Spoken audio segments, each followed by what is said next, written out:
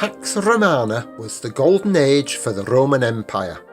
Inflation was around 1% and long-distance trade flourished. Soldiers fighting in the east carried the plague back to the empire, and 5 million died over 2 decades, after which wages rose sharply and prices doubled. In the 3rd century, Rome's economy collapsed.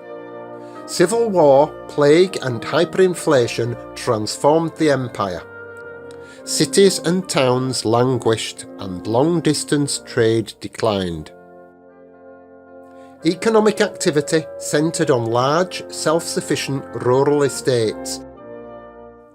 When the Barbarians invaded in the 5th century, the empire was a shell and Rome a provincial town.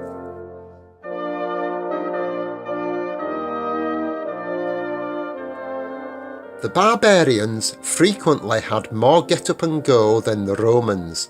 For example, the Vikings traded down the Volga with Baghdad and the Dnieper with Constantinople, settled in Normandy, conquered England and established kingdoms in the Mediterranean.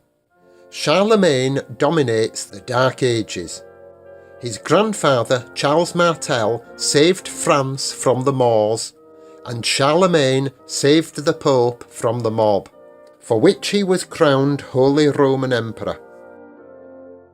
Christian missionaries spread Western civilization, literacy and a commonality of belief to pagan tribes which adopted a symbiotic feudal rule with the clergy. Best exemplified in Spain, where a wealthy, non-tax-paying nobility and clergy quelled peasant protest by parading the Blessed Sacrament. Constantinople thrived after the fall of Rome. Byzantine outposts in Italy acted as economic hubs for the regeneration of Europe.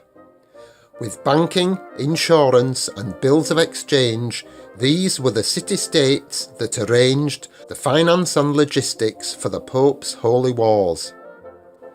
Under the banner of crusade, conquest and loot, the European tribes invaded the Middle East, establishing kingdoms which acted as conduits for wealth, trade and ideas. Towns and cities developed through commerce, with international merchants travelling to trade fairs across the continent. An educated, prosperous merchant middle class rebelled against a bloated parasitic court and clergy and produced parliamentary democracy, the Enlightenment and the Industrial Revolution.